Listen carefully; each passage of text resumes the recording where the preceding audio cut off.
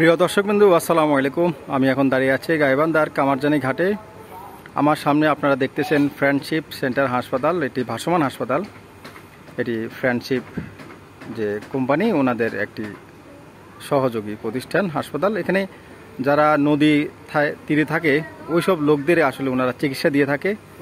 এখানে অনেক সুন্দর সুন্দর ভিউ আমরা দেখতেছি এখন এই কামারজানি তিস্তা নদীর পাড়ে।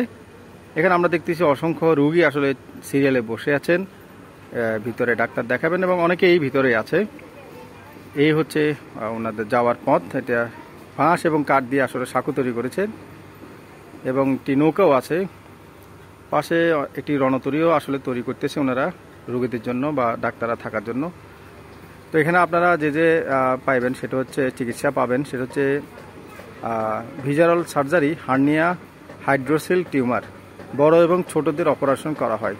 তারিখ দিয়েছে ওনারা 7 থেকে 14 সেপ্টেম্বর 2025 সাল, মোট 8 দিন।